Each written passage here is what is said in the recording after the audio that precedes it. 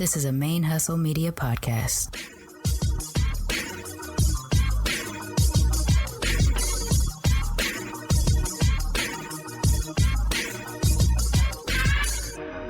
Hello and welcome to the show. My name is Jackie O and you're listening to Militantly Mixed. Yo, this is Rashani from the Single Simulcast. And when I'm not making you laugh or making up parody songs, I'm kicking back, listening to Militantly Mixed. Konnichiwassup, y'all. Welcome to Militantly Mixed, the podcast about race and identity from the mixed race perspective. I am your Sir Auntie, Charmaine Fury, and I'm backish. Not back. Hopefully one day I'll be back. But after 3.5 weeks here in Seattle, in the housing market arena, things aren't going very well for me. In fact, it's going so poorly, and the way I've been treated has been so negatively, it actually has me questioning if I stay. And I want to stay. I have intention here in Seattle, but the housing situation has been such a negative experience, and the way I've been treated has been so shocking that it's almost washing out the whole state for me. It's unnecessarily dramatic. But I don't know. I have lived all over this country. I have never had the struggles with getting a place, not finding a place, but getting a place here, or as I have here in LA, in Texas. I have walked in, done the walkthrough, filled out the application, got approved, and got the keys the same day. Massachusetts, I got something in advance because I had 5 cats at the time, and it's hard to find people who want to rent to someone with cats. So it took me a little while, but I found a place before I even moved there. Houston, I even found a place before I even moved there. Same issue. I had 4 cats at that point, and I had to find a place that was willing to rent to 4 cats. But 3.5 weeks, and I still don't have a place. And more than that, I'm treated rudely. I don't know. And it's been multiple places. It's not just been one place. If it was just one place, I'd be like, that could be anything. It could be maybe they just don't like me, or maybe they're having a bad day, or maybe it just isn't a good situation, and so I saw the signs early. But yeah, I'm multiple places in now, and pending applications, and with no end in sight. They were like, we can answer you in a couple days, or it can be a couple months. And I don't understand that. That doesn't make any sense in 2025.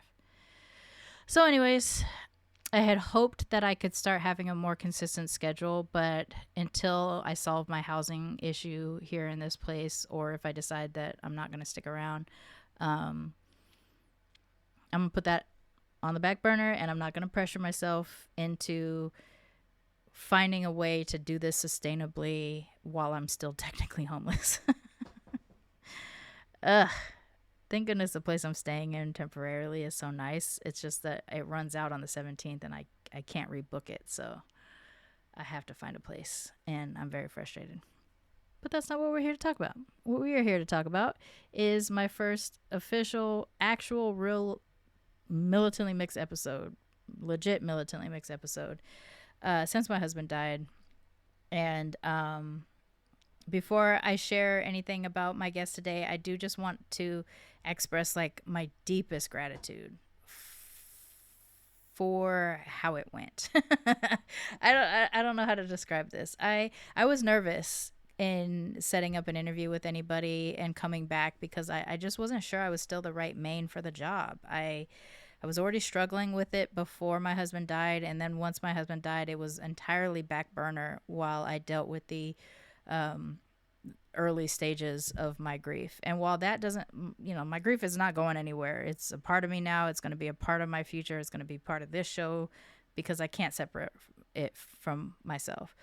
But given that I was already struggling with the show before he died, coming back, I was just like, I mean, I'm a different person now, and also what if I'm just not the right person? And what if I don't have the emotional labor available anymore to produce this show? Because this show is a heavy emotional labor job that I'm not paid for too. So it's like, it takes a lot to do this show, but it's so important to me, and I feel it is important to the mixed community, that it is something I want to do. It's just difficult to do. And if I'm handicapped by grief too, I just was so nervous that it wasn't going to be right. But getting into this discussion with my guest, it felt right. It felt normal. I felt a flow. I may have felt a little bit of awkwardness as I got myself back into the routine, but by the time it was over, I was like, oh yeah, this is the thing that I do. This is the job I have created for myself, and it works. I'm the right person for it.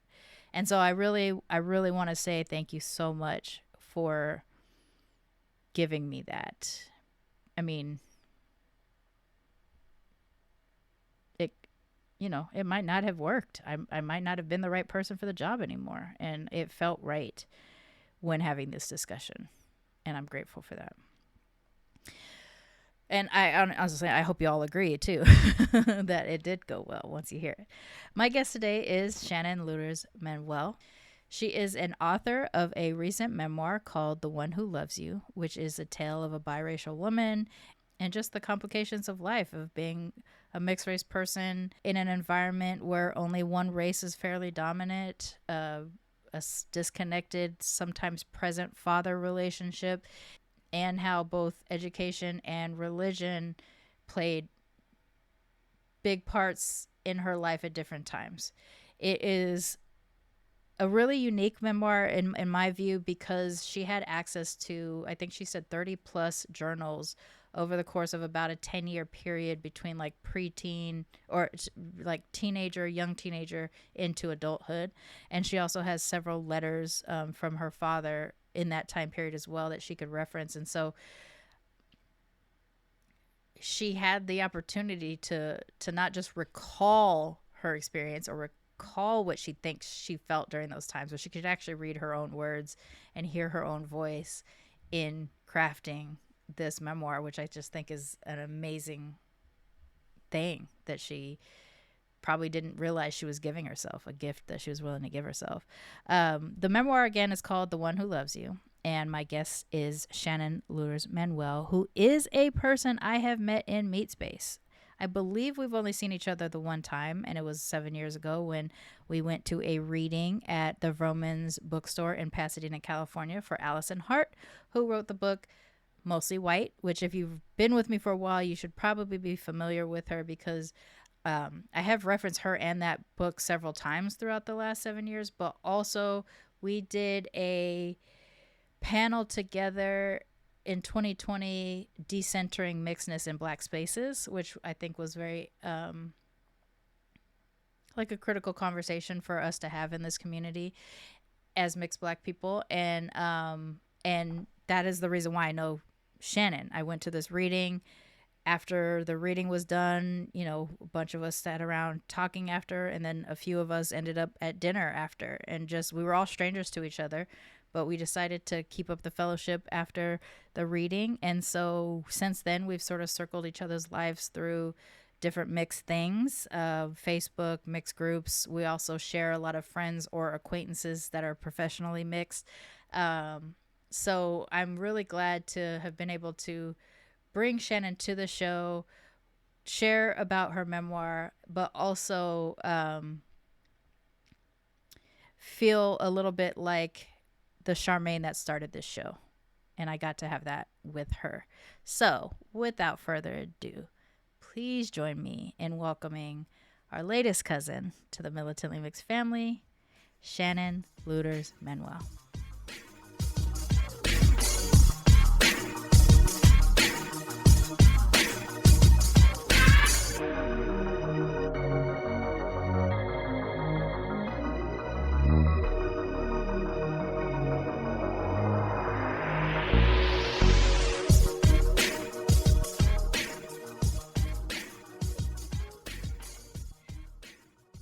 And I know it has been a really long time, but I am back with my very first proper episode in like a year since my husband died.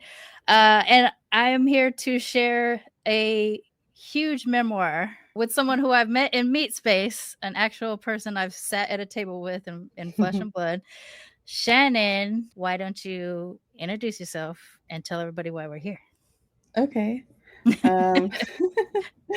My name is Shannon Luders-Manuel, and I wrote the book The One Who Loves You, a memoir of growing up biracial in a black and white world. And it came out this month from Lawrence Hill Books. So it's about growing up mixed race in the 90s in the San Francisco Bay Area with my white family in white neighborhoods and seeing my black dad sporadically after my parents split when I was 3 years old.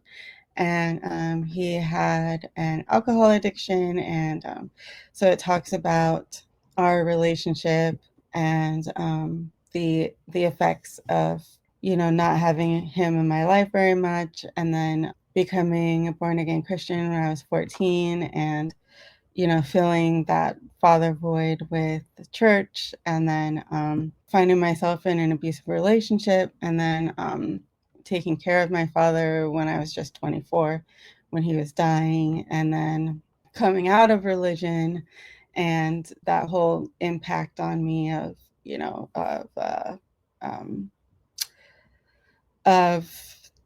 our relationship through the years and how that changed, and then, saying goodbye to him and all that. So, yeah. You don't know this, but Yeah. there are so many parallels between you and I in your book and, Really? in my life. Uh-huh. I had an abusive relationship with my father, and he died when I was 21. Oh, wow. But I didn't go to see him, so that's the little Mhm. bit of a thing. A lot of your story is like the flip of mine because I Mm. grew up very black. Mhm. You were very white. Uh-huh.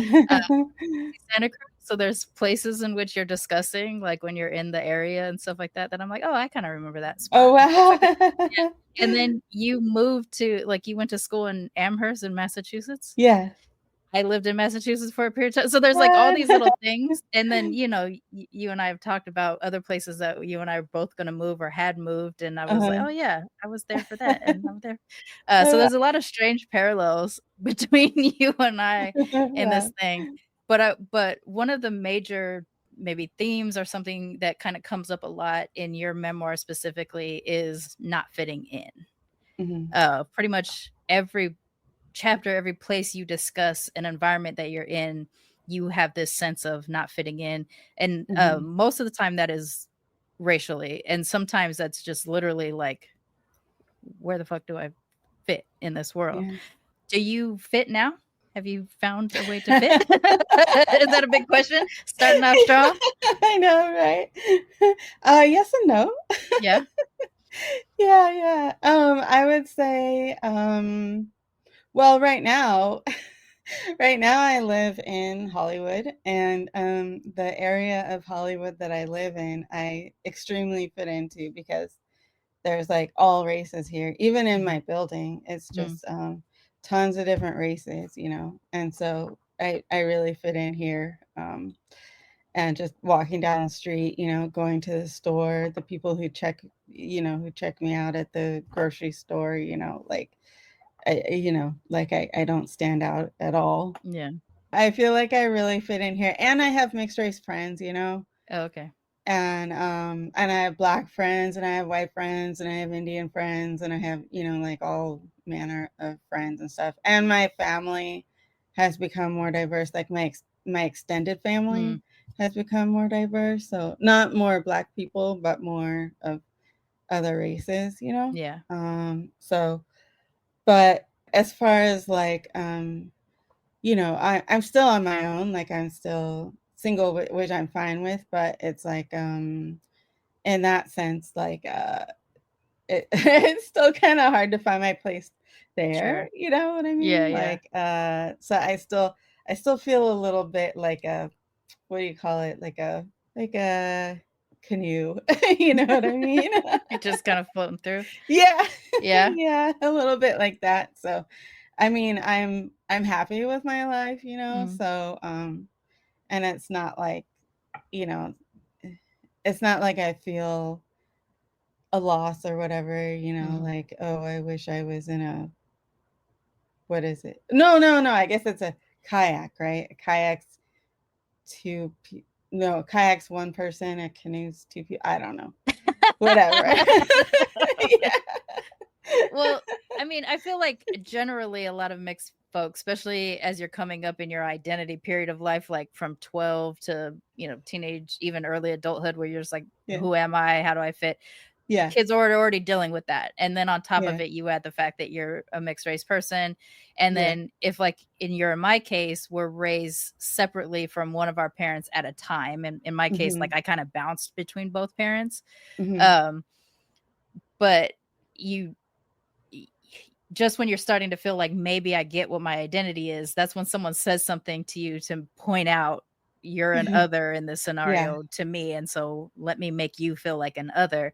Yeah. And I feel like throughout your book, you kind of have this happen to you all the time. All the Like time, yeah. like I felt the impression that I got from reading it was there was moments where you would just start to feel comfortable. And then, Yeah. grandma would say something like, the exotic comment or Yeah. you're at the church thing and then someone's just Yeah. like, oh, but what about this? And you're just like, man, Yeah. I was just feeling comfortable. Yeah. Yeah. And I know that's sort of just like a common thing that we all Mhm. experience, but it felt really intense throughout almost every aspect of the Right. book that you shared that. I would say that's way less now just because of, I mean, I know we still have a long ways to go in America, but I would say like that's way less just because we have come further than we were back then. You know what I Yeah, mean? Like yeah. at least we have more representation now, like in commercials and like there's more. Okay, so like, you know, when I was like mixed, and if I saw another mixed person like on the street or something, I'd be like, oh my God, you know? It was like And then playing punch buggy, yeah, like when you used to yeah, get excited about saying a VW bug and stuff, yeah, like you see another mixed person, yeah. you're just like, Like, punch oh my buggy. God, yeah. But like if I see mixed kids now and they see me and they're completely unfazed, you know? Yeah.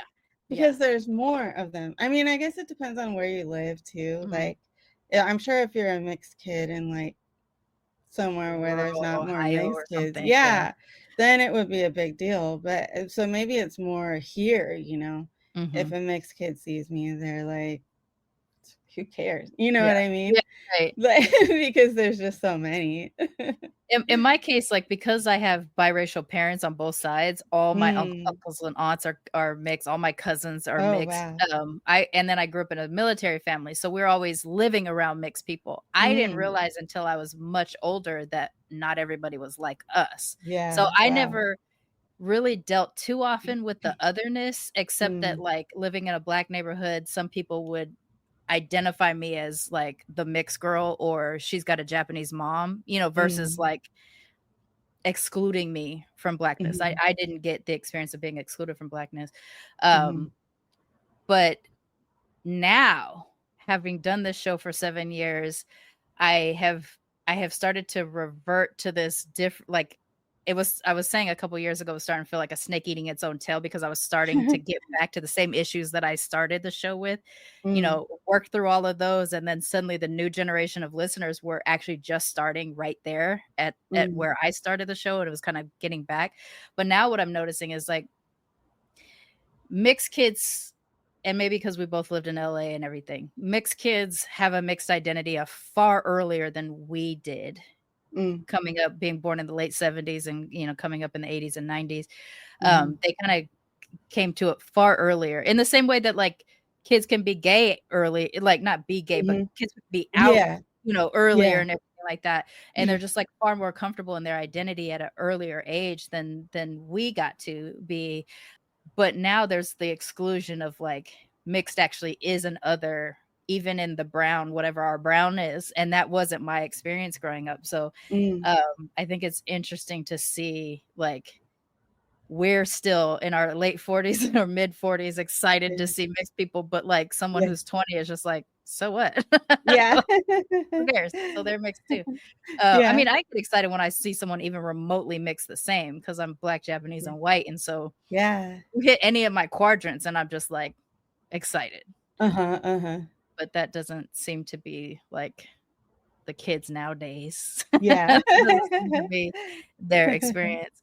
Yeah. So you mentioned earlier you grew up predominantly with your white family, your mother, and then your mother's family as well throughout your life with these sort of intermissions, if that's a good way of saying it, with your dad. Like you would either Yeah, go yeah, for a visit or intermission. he would Yeah, kind of I live love near that. you for a little while, or then he'd live far Mhm, away. mhm, But this is where a lot of the parallels between you and I pick back up too. But you would communicate a lot through letters, and your father's letters, which you do include in the book, seem to have this delusional idea of both his presence in your day-to-day life and mhm, like the level of influence he mhm, actually had mhm. to a degree. And obviously tell me if you don't agree, but it also felt to me like he would almost punish you for not being Black enough Yeah, under his influence of Blackness when he wasn't actually always there to bestow Blackness upon you. yeah, Do yeah, you that's feel correct. that were you identifying your Blackness only exclusively through him?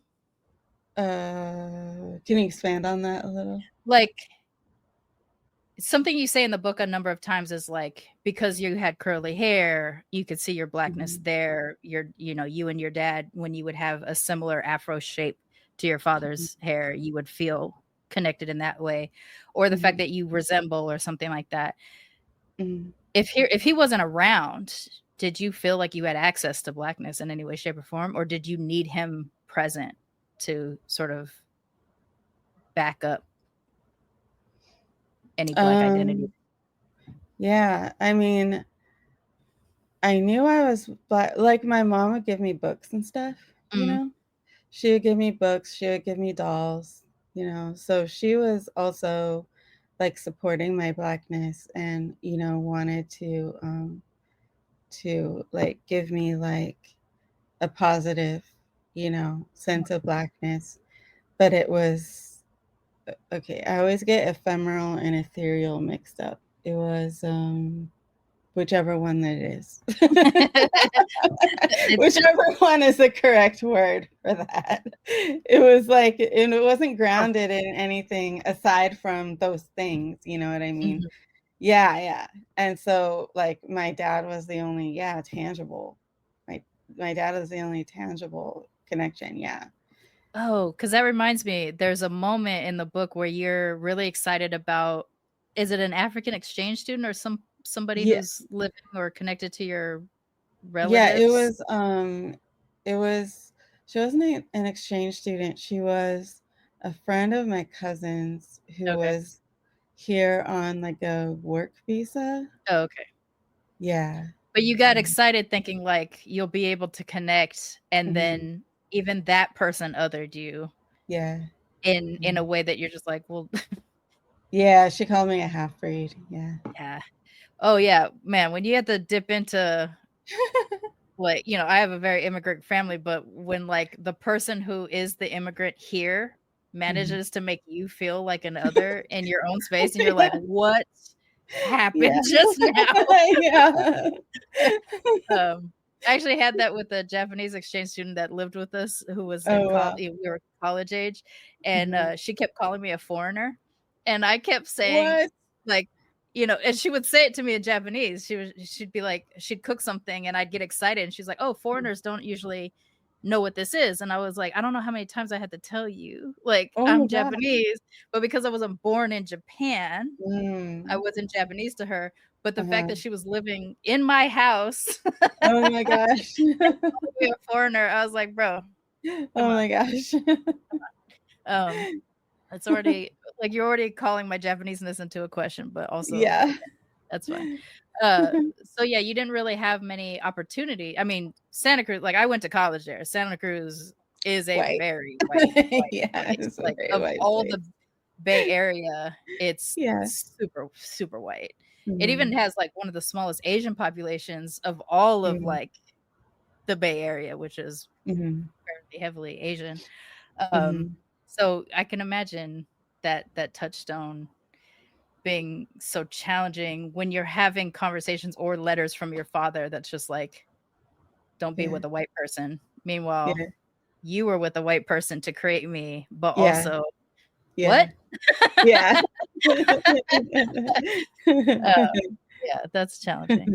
So one of the things I've seen you say is that you kind of moved to LA with the idea that the memoir was gonna be what you did here. Is Mhm. that Mhm. Mhm. um was this a constant like thing that you were going through, or would it go away every so often and you'd have to kind of dig it back up, or The what got book? you here? Because I've now seen you go through this process just in the observation of being in the same friend group or whatever Mhm. for about 3 or 4 years. I've seen you make posts about progress and stuff like that. Mhm. Has this been constant for you? The book? Yeah. Yeah, because, it's been my dream since I was a kid.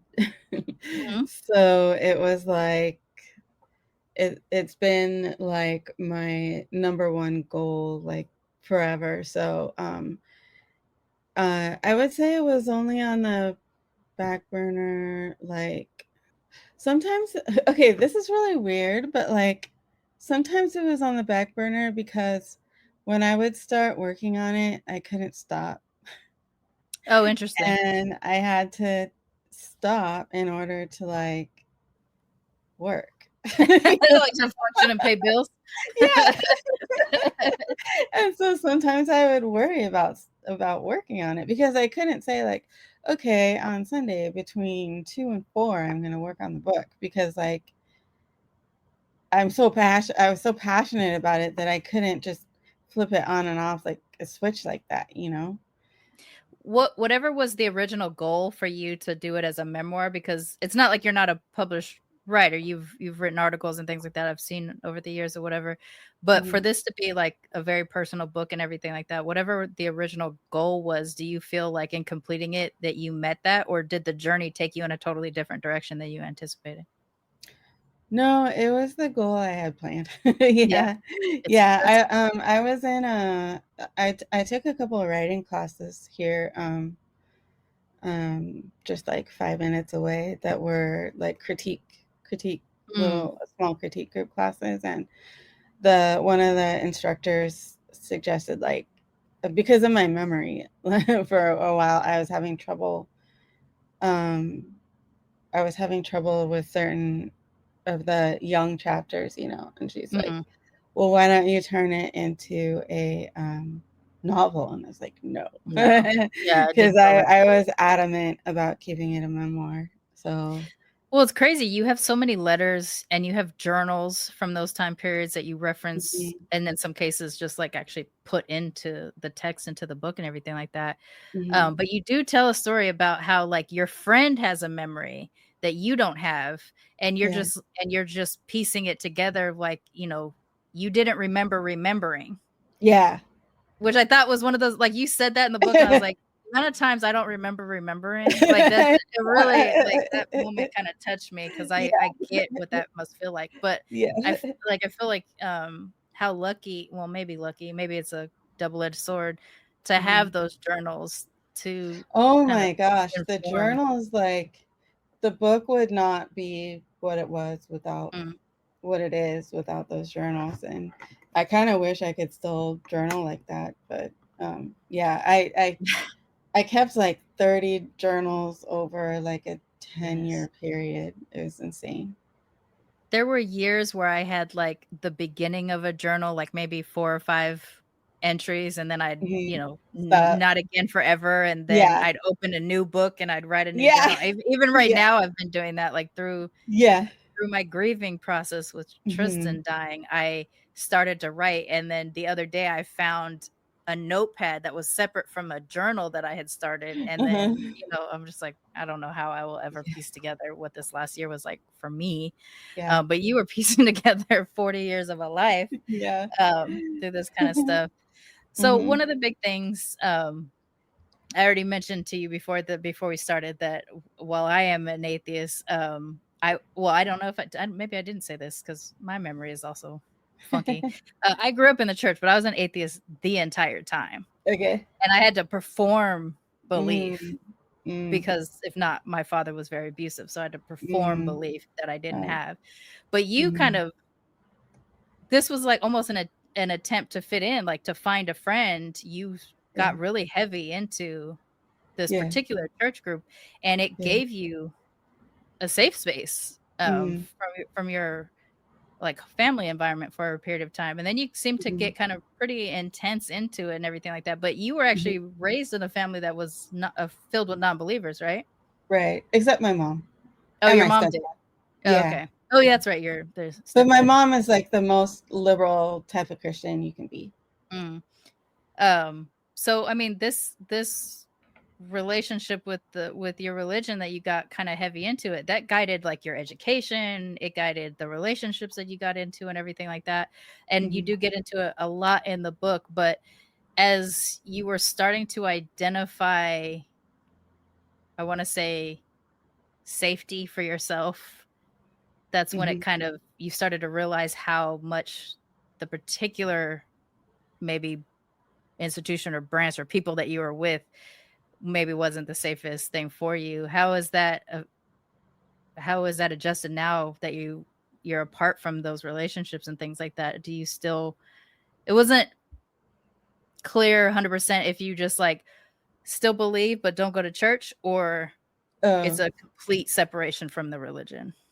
It's a complete separation from the It is. religion. Yeah. Yeah. Yeah. It took me a while to say that I was an atheist. I would say that I was agnostic, but I was an atheist. You know what I mean? It just took a while to say it. Yeah. I mean, I was, when I wrote the book, I was atheist, but that's interesting. I didn't all the way didn't through. make that clear. Well, No. it doesn't mean that you didn't. It's Okay. maybe could be my experience of it is that is because even just sort of like maybe even how you talk is also a person where you can identify that you grew up in the church. Because even for me, like there are times when I'm really vocal about atheism, but someone will be like, "But you seem like you went to church," and I was like, "Oh, I did." I can quote it. I'm probably a better Christian than a lot of Christians in terms of my general morality, but I organize it's religion. because I can't. I think it's because I'm still friends with Christians. I think that's why, like, I like tone it down a little. You know what I mean? Because it's like I don't. You know, it's like people can have their beliefs and that's fine. You know what I mean? And so like I probably just didn't say it super strongly. It's probably. Yeah, I mean, I can be a dick about it on occasion. Not terribly, but it's, you know, like it actually just happened. I'm looking for an apartment and this guy who was walking me through kept talking about like, does your husband visit you and da da da, or like I mentioned that my other two cats died and around the time my husband died, and he was like, "Oh, they went to be with him." And then I basically had just flat out said, I'm like, I don't believe in any of that stuff. You know, like I just to be clear, no, he doesn't visit me. I don't believe in any kind of religion or spirituality. And he was like, oh, okay, it's not for you. But then from then he just kept saying, I know it's not for you, but you know, and stuff like that. So in that case, I usually end up having to draw a hard line with somebody to, you know, to be like, listen, to keep this up, we don't do this. But if you know, but if you want to prioritize like your beliefs, that actually separates me from your life. Like that's for my safety, because of my experience that I had growing up in the church, I have to be void of religion in my life. I can't at all. Not to say that I don't have people in my life that are believers, but we either find the balance or we don't. And you know, hence like me even in my grief, like there's a lot of people that I don't talk to because they need to tell me about, their religion and stuff through that. Yeah. But part of your story that, like, I feel like the sliding doors of yours and my story, in which you and I kind of line up and we've had some experiences that are similar, is that you went to go be with your father. You never excluded your father from your life necessarily. You just kind of, you lived in different places. Sometimes it sucked to be involved with each other and you weren't always present. But you did go to see him in essentially his final days. I know that you eventually had to get home and everything like that. But one of the things he said is that it answered the question of whether or not you were ever going to have this really deep, huge conversation that as his daughter you needed to have. But you didn't get you were there and it didn't happen. So if you hadn't been there, you would have been beating yourself up over that question for the rest of your life. But now you don't have to.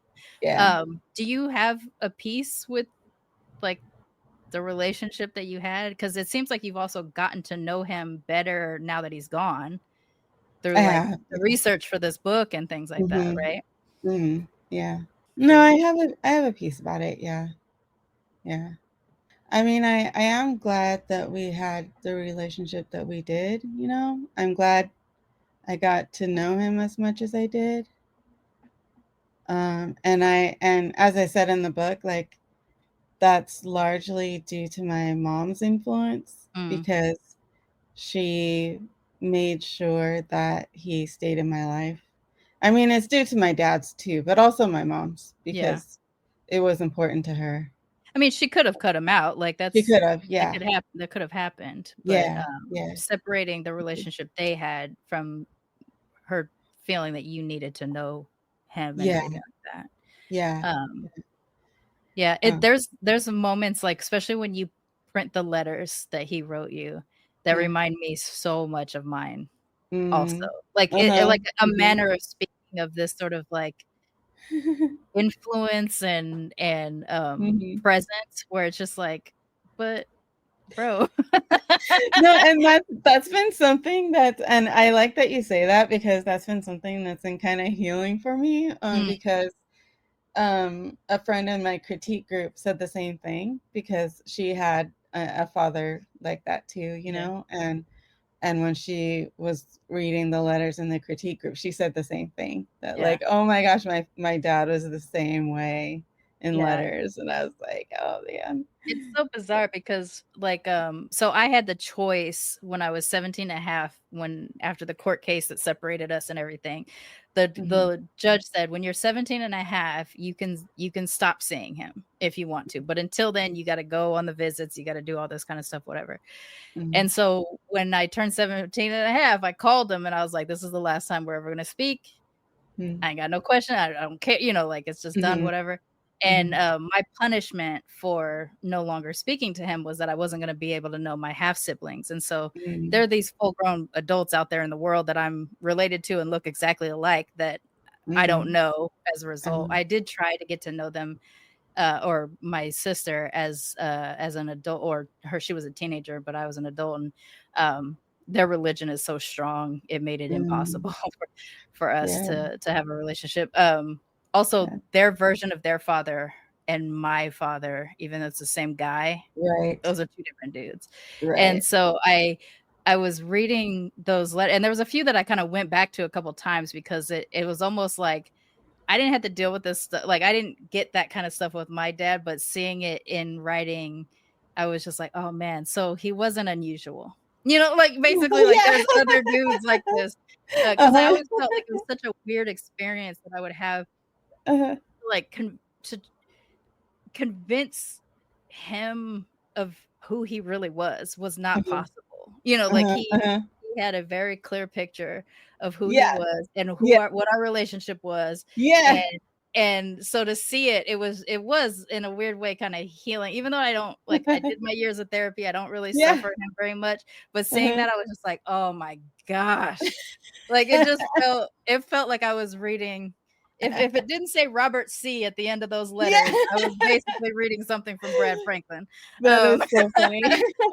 It was really, I don't know, something about knowing that there's like another guy out there Yeah. that was that kind of dude. I don't know what that Yeah. was. It was Yeah. strange.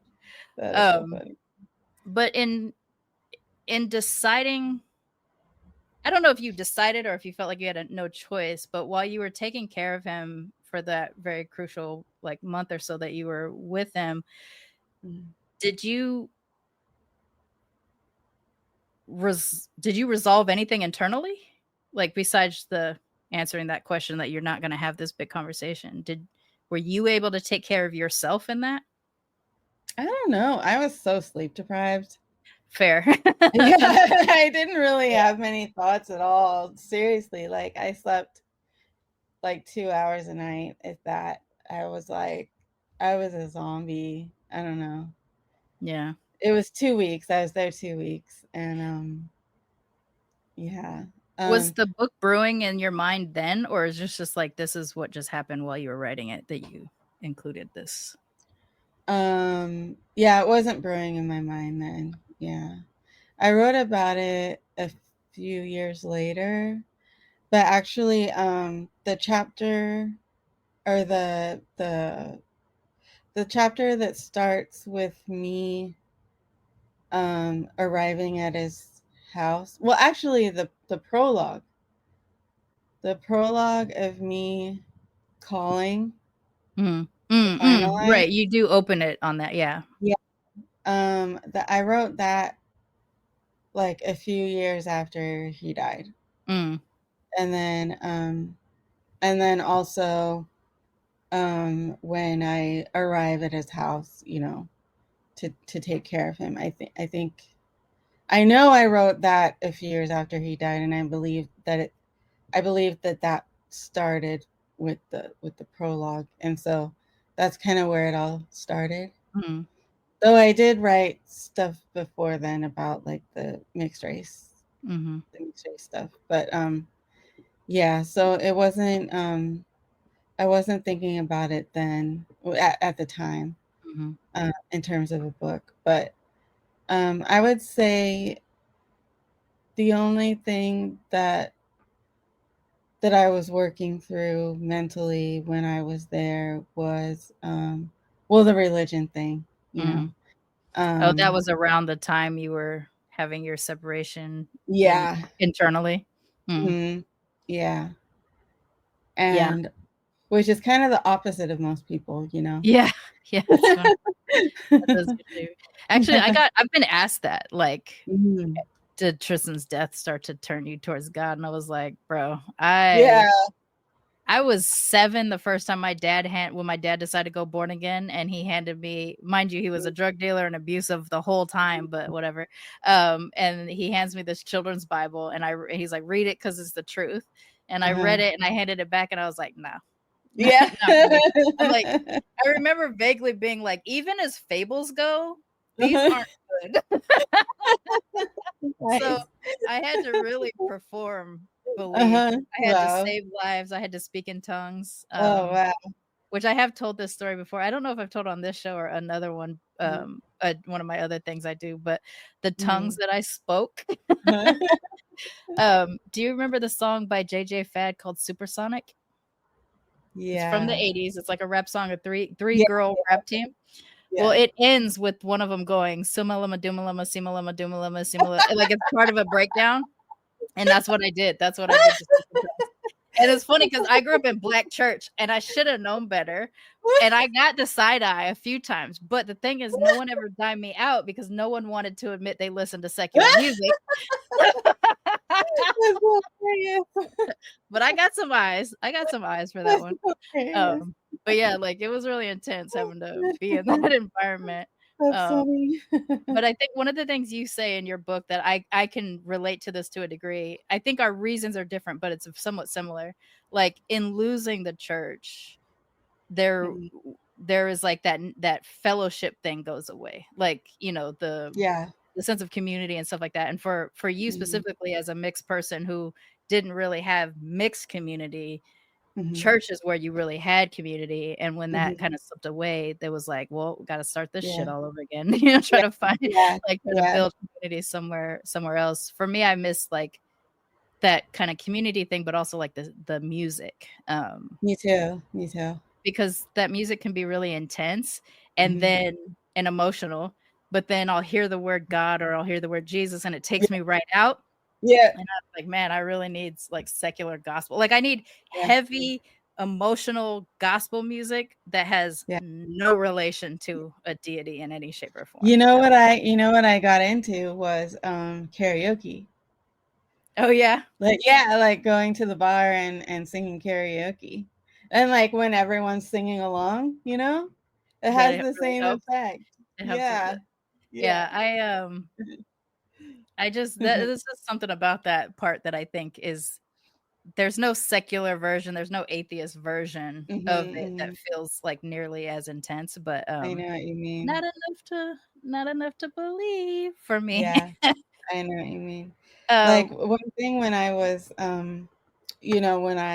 when I was leaving religion is a Christian friend said to me that he assumed that I was leaving religion because he thought that I had done something that I felt was unforgivable in God's mhm. eyes. Yeah. He just couldn't comprehend Yeah. that my beliefs had just changed. People really struggle with that. I've had Yeah, several conversations where someone will be like, "Well, what turned you away?" And I was like, "I never believed." And they're like, "Yeah, yeah. but why didn't what how did you stop believing?" I was like, "I was born not believing, just like Mm, you. I never got uh-huh, indoctrinated." mm, Like, there's some yeah, people who can't mm. fathom that it's possible that And you for did. me, I did get and I was, like, fully on board, and it's like You were intense in I some of was, the like, chapters. really and I can't really say I mean, there was no big, like I don't know, there were just little things. I mean, But like, it stacked up over it time. stacked up. Yeah, Y it did stack up. Yeah, yeah. yeah. And you can kind of get a sense of it throughout, like, the different phases of your life when, when you're working at the camp or Mhm, or versus, like, being in the church or going to a religious school and stuff like that. Like, there's different times mhm. when you do drop in, like, but, like, Yeah, you can that's pick up true. on, like, why That's would true. this happen if, if God Yeah, really da da da. Like, yeah, there's a lot of that in there, and that's true. I can relate to the version of that I can relate to is me not believing and wondering how it's possible. Like, what was wrong with me that I could be in this room with all these people who are moved right now, Mm, mhm, and it's not touching me. And it took me mhm, years to be able to accept the fact that they might not also be moved. There mm, might be mhm, somebody people that are, but there mhm, might be a ton of people in there that are performing mhm, so that they don't feel like an outsider, and that takes mhm. forever, and I think that also parallels in, like, our mixed identity too, like, when you're in one group and you're trying to fit, Right. like, certain behaviors or certain things that you let Yeah, pass, like, right. a guy in the room says something racist and you just kinda and let it Yeah. pass because you don't wanna, Right. make Yeah. waves or whatever. One of the Mhm. things you do in this book is your chapters are named for other books or other pieces written by other authors that seem to have, like, if not like significance because it was a book you had as a child or whatever, or it like ties into sort of your mindset in those different things. What made that happen? Yeah, I just wanted unique chapter titles, honestly. I just didn't want, like, boring chapter titles. But it does set the tone, like, you do feel like as you're Yeah, entering the chapters that it's yeah, kind of showing you where if you're familiar, I mean, there was some that you had that I wasn't familiar with, but, yeah. if you're Honestly, like, some of the books I've read and some I haven't.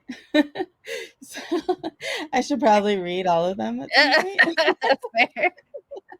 But, it was cool 'cause I worked with them. I worked on naming them with my critique group because Mm, at first I was figuring them out, and, at first I was going by, with the ones I didn't know, um, I was going by title alone, and then some people were like, "Well, the title works, but the content totally oh, doesn't work interesting. with this chapter."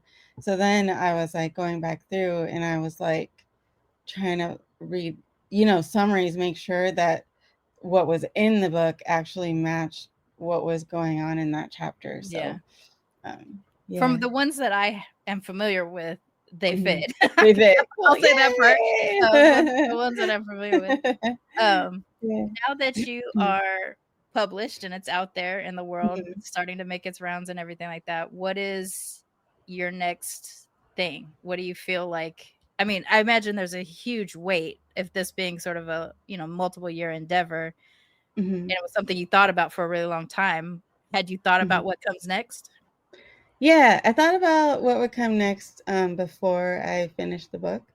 Well, actually, before I got a publisher for this book, Mm, is I have my second book already in mind, okay. which is I want to do a book of essays, and I want to talk about my my black side and my white side, um, the the history, like of my ancestors, you Mm, know, just and connecting them to what was going on historically at the time. mm, So, for instance, my grandfather, on my dad's side, my dad was older when he had me, and he was one of the youngest of his many siblings. So, my grandpa was he was born at the end of the 1800s. So, mm. it's quite, so, for instance, my grandfather, um, was part of the Great Migration from the Deep South in Mississippi, migrated to St. Louis and became a Pullman porter, so there's So my that. great grandfather was a porter also. Oh, cool. I remember that. I forgot, but I remember when I said that, I was like, "Oh, me too." Cool. Nice. And then, like, one of my ancestors on my white side founded a town in New England, Oh, okay. So I just want to do, like, like, not parallels necessarily, but Sure. just like, the two sides fitting into historical time periods, and then, like, like starting kind of back in time, and then, like, Mhm. yeah, That meeting. sounds like a And beautiful idea. That yeah, I hope that's so. awesome. Yeah. Yeah. We are almost coming to the end. Is there anything else before I get into my final question that you want everybody to know about the experience of actually working through your memoir? And what, if anything, did working through the memoir do for your mixedness? Is that the question? That is not the final question. That is Okay. just the question that while I was speaking occurred to me. What did working on the memoir do for my mix? If anything, it might not have done anything. It might just have been telling a tale. Hmm. It really just took me back on the journey, Mm, Yeah. And it also there was a lot that I had forgotten mhm. until I reread the journals. Like, for instance, the Australia thing, I had totally forgotten about that. Oh, okay. Where, so Wow, for that's a big thing to forget, like, I a know, I know. 24-hour flight. Yeah. Yeah. Well, no, I remember going to Australia. Oh, okay. Yeah, no, I remember going. I just, no, I had forgotten that, so one of the Australians said she does to me about me, oh, yeah, you don't look American. Yeah. And then the other Australian said, well, she's certainly not Australian. And then they, like, laughed, ha ha ha ha, Oh, so funny, which hilarious. makes, which Yeah. is just completely Also, what does an ridiculous. American look like? Exactly. I mean, they had TVs, Yeah. Yeah, right? yeah, yeah. Okay. So the last question that I like to ask all my guests is mostly to do with the fact that, like, a lot of us have a rough story, about our mixedness and growing up and our identity and everything like that. So I like to end the show by asking, what is the thing you love most about being a mixed person? What I love most about being a mixed person is that I feel like it helps me understand people. You know Mm, what I mean? mhm, Like, it helps me feel like it makes me empathetic. Like it broadens my worldview, you know, like I don't know. I don't want to say it makes me see both sides of things because Mhm. that's, to a degree. I'm not going to say it always makes me see both sides of things because, But it does it makes you open to understanding that what's standing in front of you isn't a cookie cutter yeah, person thing, whatever. Yeah, I agree with exactly. you. There's something about being mixed that kind of prepares you for the Nuance. nuance of people and things and such Hmm. cultures and all that other kind of stuff. Exactly. Yeah, I Exactly. agree. Yeah. So tell everybody how to find your book, and if you want, you can tell them about your social media too, if you're social media-y. Okay, so you can find it on Amazon, on Barnes and Noble, on Bookshop, on Chicago Review Press, which is the publisher, and it's also on audiobook, so all the audiobook places. Mhm. And And the then person who is doing your audiobook, I think you said she's a mixed person too, right? she They is. She is. intentionally found somebody who is a mixed Yes. person. Nice. Yes.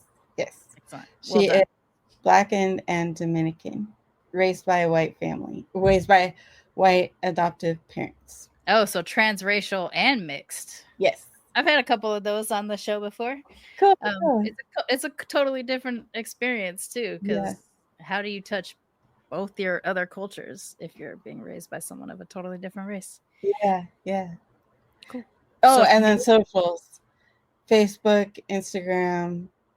I don't do much with my so if you follow me on Facebook, you'll probably see more if you follow my private Facebook than if you follow my Facebook Yeah. business page I, because I don't do I much have a with hard time that. balancing all the Yeah. public and private things. Yeah. That's true. And then Instagram, I'm like mostly on Instagram, Twitter, but I barely use it. And then Threads, but I don't use that as much. I It's either Shannon Luders or Shannon Luders-Manuel, depending on how many characters it how gives many characters they let you do. me. Yeah. Yeah, I stopped Twitter. I joined the Blue Sky and I was like, I'm gonna get back into it because I used to love being Yeah. on Twitter. Yeah. Yeah. I don't know when the last time I Yeah. I Yeah. don't know. And I'm on Blue Sky, but I keep forgetting about it because I Like never even really use Twitter because mm, I don't know. yeah. Yeah. Well, thank you, Shannon. I know that when we met, I want to say it was about 6 or 7 years ago, because Allison Hart was doing her reading Yes. in Yeah. Pasadena, and that's when Yeah. we met. And I remember us talking about you coming on the show before, and you're like, I don't like to talk. I don't wanna, and I was like, fair, that's fair. But we stayed in contact over the years, kind of through the little the various mixed women groups and things like that. So I'm really glad to finally get you on the show. I'm happy that you got through your book process because I got to see. I want to say at least like the last 3 years is when I actively got to see you kind of posting updates about it and everything like that. So Mhm. and this is the first time I finished a book before I interviewed the person. A lot of times Cool. I've gotten a copy and I've like gotten like halfway or 3/4 of the way through. I Uh-huh. did one author. I was one chapter shy of Oh, finishing it by the time I oh interviewed them wow. for the show. So I actually felt like I could talk about the Yay. book a little bit. Cool. But thank you again for joining me. Yeah, thanks so much for Appreciate it. having me. To everybody else out there, this is my first interview kind of discussion back after being sort of extended hiatus, at least for Militantly Mixed episodes. I've done some updates and everything like that, but thank you for sticking with me. I still see that the show's getting downloaded regularly and everything. I am gonna come back a little bit more consistently. I just have to find an apartment first because I can't keep doing this. So as soon as I start getting more settled, I will start to be more consistent, but it does feel natural to come back. I was worried about whether or not it would feel normal, but I'm glad to be back, and thank you so much for helping to bring me back, because as soon as I saw your book timing when it was launching, I was like, okay, I got to get Nice. ready. I got to get ready by then. Yeah. So, Well, I'm honored to be your first person that you have back. thank you. I Yeah. appreciate it. All right, everybody. Don't forget to be your mixed ass selves. And I'll come back when I come back. I don't know, a couple weeks. Militantly Mixed is a Main Hustle Media podcast, produced and hosted by me, Charmaine Fury. Music is by David Bogan, The One. Please follow us on social media, YouTube, Instagram, and Facebook at Militantly Mixed. If you'd like to become a Patreon of Militantly Mixed, please go to patreon.com/Charmaine Fury for a monthly sponsorship or paypal.me/militantlymixed for a one-time only donation. And if you like what you hear on Militantly Mixed, please subscribe, rate, and review on iTunes or wherever you listen to podcasts. And don't forget to be your mixed ass self.